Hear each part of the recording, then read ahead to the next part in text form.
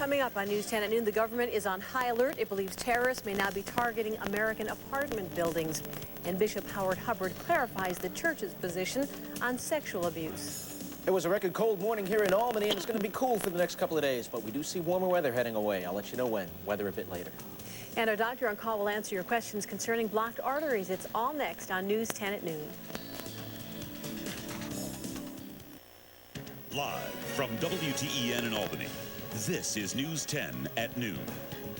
Are terrorists planning to strike against Americans again? Government officials think they are. Good afternoon, everybody. I'm Tracy Egan.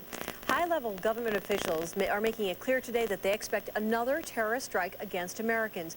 Intelligence sources say there's an unusually high level of chatter among terrorist cells, but no clear indication of where or when a strike may occur. Lisa Sylvester has the latest in the war on terrorism. The newest threat is so deceptively simple and relatively easy to execute, it has intelligence officials scrambling to alert the public. The FBI issued a warning that terrorists may be planning to rent an apartment in a high-rise building, fill it with explosives, and bring the entire structure down. Are you moving in or are you bombing us? I guess that would be the question everybody's got to ask. In the last few weeks, intelligence chatter overseas and in the United States has been picking up, just as it did last summer, suggesting another attack against the U.S. may be in the works. Vice President Dick Cheney on Sunday did not have any comforting words. The prospect of another attack against the United States is very, very real. It's just as real, in my opinion, as it was September 12th. Neither did the Pentagon this morning. We do expect another attack. A new Osama bin Laden videotape just surfaced in which the al-Qaeda leader reportedly says any ally of Israel will be targeted. It's not clear when the tape was made. Meanwhile, the White House continues to forcefully defend itself, insisting that intelligence information received last summer was so thin that it was virtually impossible to predict and head off the 9/11 attacks. But the victims' families still wonder why more wasn't done. Some intelligence officials believe Osama bin Laden is still alive and recovering from a kidney transplant in Pakistan, while his foot soldiers are regrouping and preparing for another assault on the U.S. Lisa Sylvester, ABC News, Washington.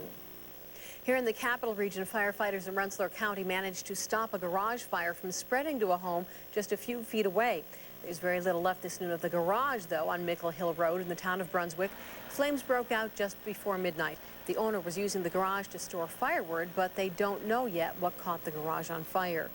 A search continues near Grafton this noon for an 18-year-old Berlin man missing for 2 days. State police are looking for Christopher Bastian, who was last seen on Saturday at a party on South Road in Grafton. Bastian is 5'6" tall, 115 pounds, and when he was last seen at the party, he was wearing a long-sleeve red shirt with blue jeans. If you have any information, the state police are asking that you give them a call. The man known as Albany's most notorious slumlord starts serving his latest jail sentence today. Dominic Cubella will spend the next 10 days behind bars. He was also fined $8,000 after a city judge found him guilty of code violations at 69 Slingerland Street. And this is the second time Cubella will serve time in jail. Last June, he became the first landlord in Albany to end up behind bars for failing to keep his apartments up to code. President Bush is vowing not to end the Cuban trade embargo until Fidel Castro commits to democratic reforms. Bush calls Castro a brutal tyrant and says he must release political prisoners and unshackle the Cuban government before the sanctions are lifted. He made the remarks during a Cuban Independence Day speech at the White House. Gas prices are holding steady at the pump as Memorial Day approaches and the travel season kicks in. A new national survey shows a gallon of self-serve regular gasoline is going for an average of $1.43. Analysts say prices are staying put because there are plenty of supplies to meet spring driving demands. Capital Region Catholics have heard firsthand how the Albany Diocese plans to handle accusations of sex abuse by priests. Bishop Howard Hubbard has detailed the new policy in a letter to parishioners. News 10's Tanisha Mallett has the story. Len Dubkowski says he was certain to make it to church this morning. I wanted to make sure I came today to be able to listen to what the bishop said. In addition to hearing the gospel, Catholic worshipers heard something else, a letter written by Bishop Howard Hubbard detailing how the diocese plans to handle sexual abuse cases. At Corpus Christi Church in Clifton Park, Father Chris Welsh read the letter just before Mass began. Let me take this opportunity to apologize deeply and sincerely to all who have been victimized by the sexual misconduct of clergy. In a letter which began, "My dear people," Hubbard details the revised policies on sexual abuse. They include no longer including a confidentiality requirement in settlement agreements with abuse victims to avoid even the appearance of a cover-up. Reporting allegations of sexual abuse by a priest within the past 5 years to the district attorney. Making sure the abused are clear on their right to counsel and to bring the case to the proper authorities, and to include members of law enforcement on the diocese misconduct panel. I appreciated the fact that the letter was read this morning by Father Chris, and it was nice of them to address it in front of the community. Jane Goey says this has been a dark time for the Catholic Church, but this letter proves the Church is looking to change things and support the many priests who have not abused. They're not ignoring it, they are addressing it, and they're doing something about it. Some wanted more. I thought it was insightful. I thought he was speaking from the heart. I think there's more that needs to be done. This is a good step, and I did like the idea that we could respond to him. Reporting to you, I'm Tanisha Mallett, News 10. Boston's Cardinal Bernard Law has issued a letter of his own on the church abuse scandal. In it, he defends his handling of Reverend Paul Shanley, who faces charges of repeatedly raping a young boy in the 1980s. Cardinal Law claims he wasn't aware of the allegations against Shanley until 1993, but records released earlier this year show the Archdiocese knew as far back as 1967. But despite that knowledge, Law continued to shuffle Shanley from parish to parish. Coming up on News 10, new meteorologist Andy Gregorio will join us next with his storm tracker forecast. And researchers are working overtime to come up with a better vaccine to protect us against anthrax. That story's coming up in today's Medical Breakthroughs. News 10 is sponsored by Albany Advanced Imaging. Tracy Egan, meteorologist Andy Gregorio. You're watching News 10 at noon. I was outside working on the farm this morning, so I thought it was warm today. Yeah, actually we had when you're busy, you stay warm. That's right, and that's the best way to beat the chill. But we did actually have a record low temperature here in Albany this morning, 29 degrees. A lot of record lows across the Northeast. One more night of frost, one more cold day tomorrow, and then finally, yes, some light at the end of the tunnel, some milder weather. Started off forecast first for the afternoon hours. Cloud-filled skies, gusty northwest breezes, a few light showers of rain, and afternoon temperatures only between 51 and 56 degrees. Now keep in mind, those temperatures that I'm forecasting are a good 20 to 25 degrees below normal for this time of year. We should be in the mid-70s about now. All righty, let's take a look at some weather information this morning, some very interesting weather statistics. First of all, as I mentioned, we did have a record low temperature for Albany. We got down to 29 degrees, and that eclipsed the old record of 32 set back in 1981.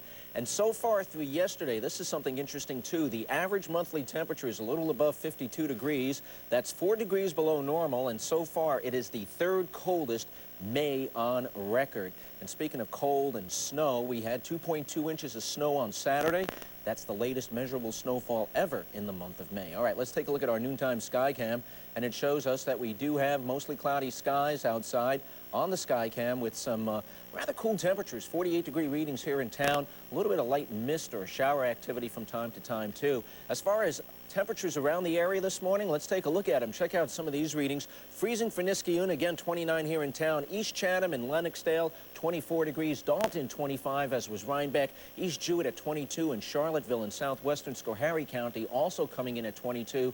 And up to the north, too, pretty nippy. Hadley and Newcomb, 29 degrees, 28 at Sushin, 26 degrees for Glens Falls, freezing for Troy, 29 for Delanson, and Searsburg over in east central portions of Bennington County, Vermont at 23. At the noon hour, a lot of clouds up and down the Hudson Valley, off to our west, also to our east. A little bit more in the way of sunshine, though, as you head on down towards Poughkeepsie. They're at 51. We're 48, as is Schenectady. Glens Falls is at 47, Bennington at 44, and Utica at 45. The Storm Tracker satellite loop has an area of low pressure up over the eastern portions of Canada, and that's swirling some very chilly air down. You can see these little clouds bubbling up. They're basically what we call instability clouds, the very chilly, cold air over the northeastern states gets heated up near the ground, becomes unsettled, gives rise to those clouds and even a few scattered showers. We weren't the only ones who had record lows this morning, too. 30 over in Bradley, Connecticut this morning, and also out west at Erie. Here's the regional Doppler radar, and you can see some of those popcorn showers with those clouds spreading their way south and east. Not real heavy, but nonetheless, a few showers in the forecast for today. And by sunset tonight, with the sun setting and the atmosphere cooling down, some of the high spots may see a few snow flurries mixing in before the shower activity winds down. So for the rest of today, cool and cloudy, those sprinkles around, temperatures way below normal with a gusty north and northwesterly breeze as a cold dome of high pressure works its way slowly southeastwards from across the Great Lakes. Afternoon temperatures pretty much uniform with the cloud cover and the sprinkles. Everyone for the most part in the low to mid-50s. Mid-50s most apt from Albany to Hudson on towards Great Barrington. Everyone else off to the west, north, and east in the lower 50s. On the national scene, much of the country dominated by high pressure and weird weather, too. Highs today, a good 15 to 20 degrees below normal across the Gulf Coast at New Orleans and Jacksonville. At the same time, severe weather possible in western Montana and Idaho. And up in Alaska, Fairbanks is going to have a high of 81 degrees today, which is about 35 degrees above normal.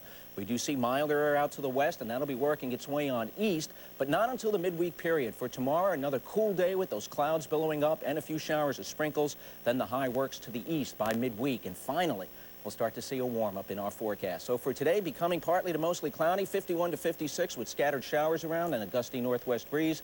Early evening showers or flurries over the high spots, especially those flurries, will be clear to partly cloudy with frosty conditions tonight. Overnight lows 30 to 35. For western New England, upper 40s to low 50s, partly to mostly cloudy skies, and then some clearing late tonight with frost, lows 27 to 32. Rest of your 5-day forecast, 58 tomorrow, and then there you see midweek, getting up to 65 on Wednesday, low 70s on Thursday, maybe a few scattered showers late Friday, and mid-70s, maybe even upper 70s, not out of the question. The best way you can get the latest forecast right for your own very backyard is to go to our website, WTEN.com, click on the personal storm tracker link. It's an hour-by-hour breakdown of the forecast right for your very own home, as well as 3 other locations. The sunshine I saw on the map, is that just a brief break from showers or a new trend? It might be a new trend. We'll see. Oh, that would be so nice. Crossed. Thank you. Okay. Last year, 5 people died in the U.S. from inhaling anthrax spores. Another 13 people suffered anthrax infections. Those incidents an interest in improving anthrax vaccines. Anthrax does not transmit from person to person, but 80% of the people who contract the inhaled version of anthrax will likely die. Scientists at Baylor University in Houston are making headway in seeking a new vaccine. Scientists say the anthrax vaccine, which has been around for 30 years, is safe, but they want to make it easier to give. Medical student Patrick Wright got an anthrax vaccination today. That little tiny dot. Wright shows us his anthrax shot. Baylor's beginning a study on the anthrax vaccine at the request of Congress and the Centers for Disease Control. The primary goal of the study is to develop a safer or better tolerated and simpler way of vaccinating our troops and other people who are considered at significant risk for developing anthrax. About 1,600 volunteers will get the shots. Almost 20 people were enrolled in the Baylor study on the very first day. We believe that we can reduce the number of doses required to prime the immune system to respond to anthrax. I'm actually getting 8 shots of either anthrax vaccine or a saline solution. It used to be more shots. Now they'll be given differently. Instead of giving it just underneath the skin, they're actually trying to give it into the muscle, causing less pain, less swelling in the end. And the 30-year-old vaccine is considered safe. There have been no long-term side effects associated with this vaccine.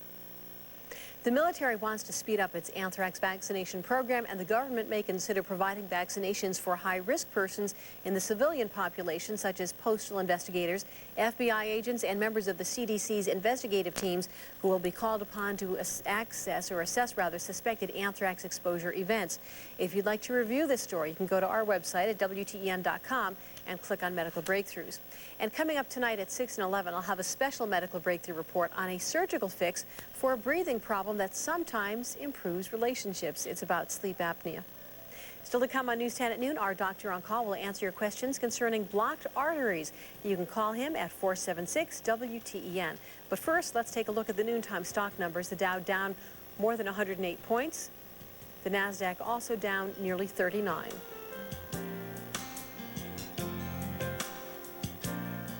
The News 10 Stock Report is sponsored by Christopher's, the clothing store for men. Doctor on Call is sponsored by Columbia Memorial Hospital. Did you know that blocked arteries can crop up in places other than your heart? Well, our doctor on call today wants to take your questions about clogged arteries. Dr. Paul Kreienberg is a vascular surgeon at Albany. You can call in your questions to 476 WTEN. We already have someone on the phone, Dr. Kreienberg, with a question. Her name is Susan. She's calling us from Latham. Welcome to News 10 at noon. What would you like to know? I wanted to know about how these clot-busting drugs actually work. The clot-busting drugs that are available are actually drugs that actually lyse clots that are in arteries.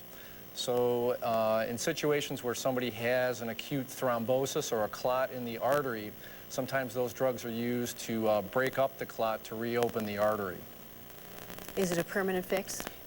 Often it's not a permanent fix because there has to be an abnormality for the clot to occur in the first place.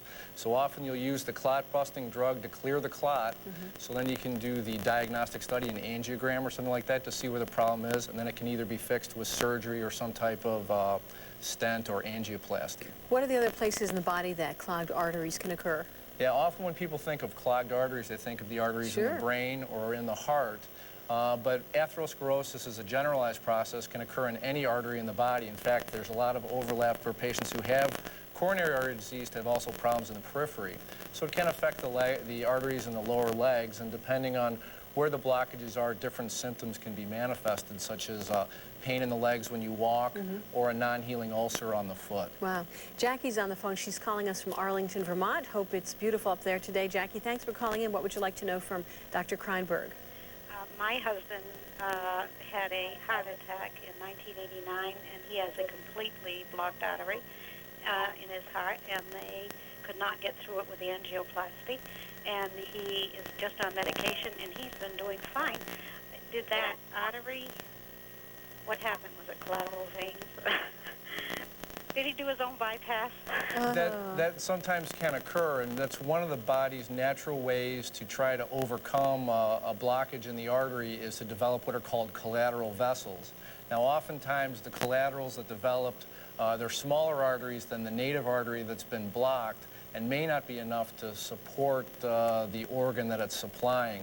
It sounds like in your husband's situations that he's getting by okay with that clog, and as long as he does okay with medical therapy, you know, I'm not a cardiologist, but it sounds like he's doing okay. I'm curious, as we learn more about how the body works, in the old days, you know, everybody was told, well, don't eat, you know, French fries or southern fried chicken, anything with lots of fat in it, it'll clog your arteries. But is it that'll clog everybody's arteries, or only certain people who have a genetic predisposition for that? Genetics plays a big part of it. But when you talk about the big risk factors for atherosclerosis, you're talking about things like smoking, lack of exercise, diabetes, and also high cholesterol. And there are medicines now that are available to lower the cholesterol, and actually they work much better than diet. Going on a low-fat diet or a low-cholesterol diet can lower your cholesterol maybe 5%, but some of the newer medicines called statins can lower it 30 to 40%.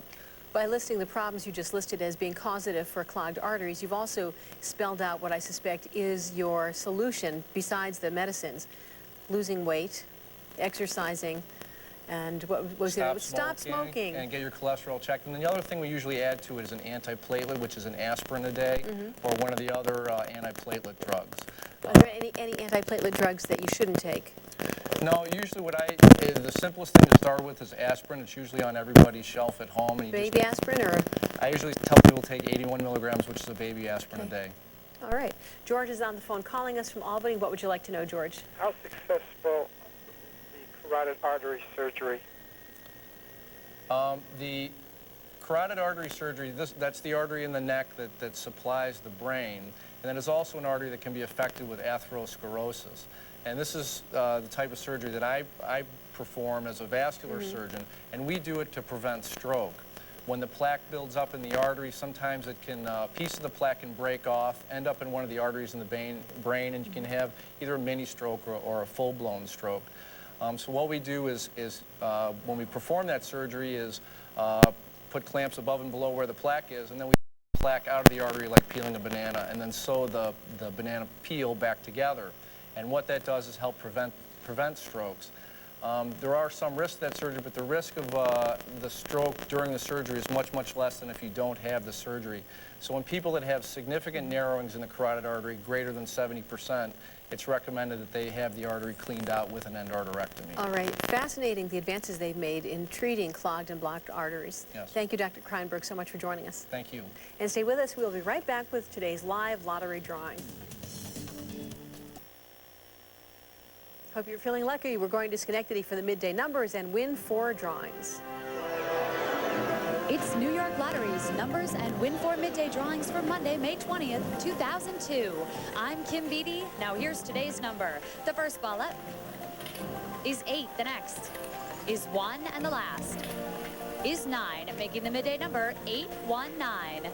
Today's drawings are being observed by an auditor from KPMG. And now, win 4. The first ball up is 2. The next 2. The next is 1, and the last is 5, making the midday win 4 number 2215. Thanks, New York. Have a great day, everybody. And finally, this noon, first Playboy asked female Enron workers to bear all. Now the men have their turn. Playgirl magazine held a photo shoot for an upcoming issue titled The Men of Enron. It's not known how much the men were paid to strip down, but they say it's more than they made off Enron stock. The Men of Enron issue will hit store shelves in October. Okay. Let's talk about the weather. It's October-like out there, too. I gotta mark my calendar. When's the Playboy one coming out? We have some scattered showers around, moving south and east, and that'll be with us through the afternoon. A few scattered showers, lots of clouds, chilly temperatures. For the most part, low and mid-50s for all. Guess what? We have another cool day for tomorrow on the 5-day forecast, and then warming up by Thursday, low 70s. Friday, warmer still, too. Thank you. Give me time to mark my calendar and everything. In October. Thanks, Andy. Okay. That's News 10 at noon. Thanks for watching, everybody. See you tonight at 5.